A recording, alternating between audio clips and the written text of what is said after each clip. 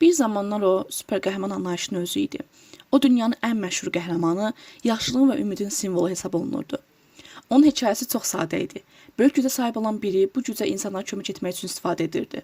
O demək olar ki, məğlub edilməz idi, dürüst idi və həmişə doğru olanı edirdi. Lakin maraqlıdır ki, zaman keçdikcə tamaşaçıların, izləyicilərin Süperməndən azalaşma başladılar. Bunun səbəbi Süpermənin pis bir xarakter olması deyil, əksinə problem onun həddindən artıq mükəmməl olması idi. Və artıq tamaşaçı ekranda gördüyü Süpermənlə əlaqə qura bilmir və onu anlaya bilmirdi. Ən yaxşı hekayə adətən qüsurlu insanlardan yaranırdı və insanlar onunla əlaqə saxlayıb bağ qura bilirdi. Batman özü travmalarla mübarizə aparırdı. Çətin bir həyat yaşamışdı, valideynini itirmişdi, ancaq yenə mübarizə aparırdı və yeri gəldiyində pis qərarlar almaqdan çəkinmirdi. Spider-Man bir ərcan idi, gənc bir oğlan idi və böyüməyə başladıqca daim səhv edirdi və öyrənirdi. Iron Man egosu ilə savaşırdı. Onlar güclü olsalar da insan kimi problemləri var idi. Süperman isə çox vaxt bütün bunların üstündə görünürdü. O ən güclüdür, ən sürətlidir, ən yaxşı niyyətlərə sahibdir və əksər hallarda doğru qərarı verir. Tamaşaçı üçün isə belə bir xarakter emosional əlaqə qurmağı çətinləşdirir. Çünki insanların çoxu özünü Süperman kimi deyil, onu xilas etdiyi adi insanlar kimi görürdü. Müasir dövrdə isə tamaşaçının zövqü dəyişdi. Artıq insanlar ideal qəhrəmanların daha çox mürəkkəb və qaranlıq xarakterə maraq göstərirdilər. İnsanlar qəhrəmanların zəif tərəflərini görmək istəyirdilər. Onlar qəhrəmanların səhv etməsini, çətin seçimlərlə üzləşməsini və hətta bəzən uğursuz olmasını istəyirdilər.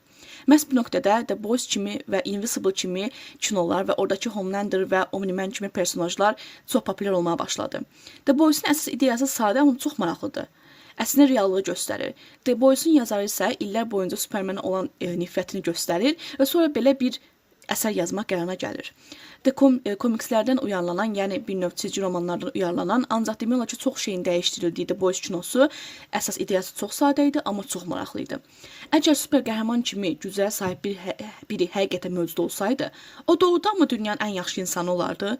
Doğrudanmı bütün gücünü ancaq insandan xilas etməyə istifadə edərdi?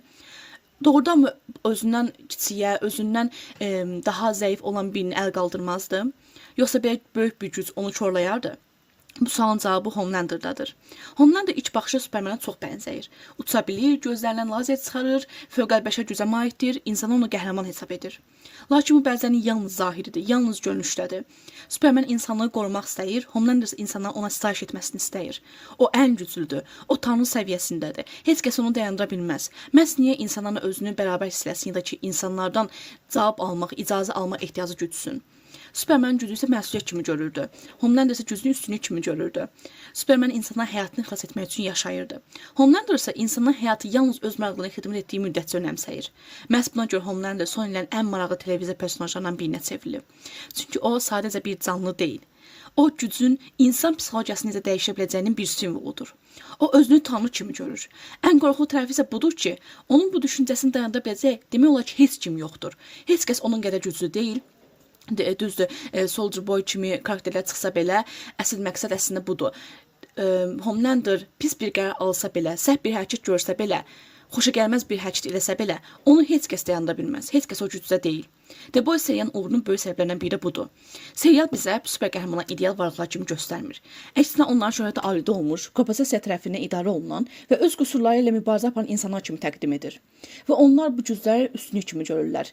Məhz insanları xilas etmək bir tapşırıq kimi deyil, daha çox özlərini göstərmək və heyranlıq əldə etmək üçün. Bu isə müasir tamaşaçı üçün daha maraqlı görünür. Çünki bu reallıqdır. Çünki bu gün insana mükəmməllik deyil, realizm üstünlük verirlər. Bəlkə də süper qəhrəmanın populyarlığı azalmasının əsas səbəbi budur. O dəyişmədi, dünya dəyişdi, insanlar dəyişdi və bir növ tamaşaçıların qəhrəmanlardan gözləntiləri dəyişdi.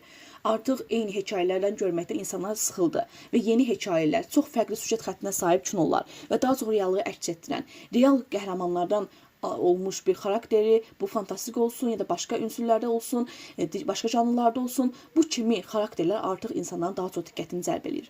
Və nəticədə bir zamana hər kəsin olmaq istədiyi qəhrəmanların yeri heç kimin olmaq istəmədiyi, amma hamının izləmək istədiyi bir xarakterə çevrildi. Onun adı da təbii ki Homelander'dır. Hər kəs onu izləyir və o çox böyük bir qorxu yaradır səhnədə. Çünki o hamıdan güclüdür və hər an başqa bir qərar ala bilər. Dəngəsizdir deyək, necə, yəni stabil deyil onun fikirləri, xarakteri. və hər an səhv bir qərar ala bilər, hər an nəsə baş verə bilər. Məhz bu səbəbdən Homelander sezonlar boyunca insanı ekrana çirkləyir. Çünki nə ediləcəyini həqiqətən bilmirsən. Düzdür, bu his sezon getdikcə, bölümlər irəlilədikcə azalmağa başlayır. Ancaq yenə də məncə bu kino fərqliliyini, ideallığını qorumaya davam edir. Mən də sezon finalı bəyənməsəm belə, məncə bu kino həqiqətən izləməyə dəyərdi və DC, Marvel-ı çox da sevməyən, ümumiyyətlə super qəhrəmanı heç bir filmi demək olar ki, izləməyən, 1-2 filmini izləyən mən belə The Boys kinosunu eşitdiyim andan etibarən çox bəyənəcəyimi bilirdim. Çox da mimlərdən görmüsünüz və məncə izləməmisinizsə çox şey qaçırırsınız.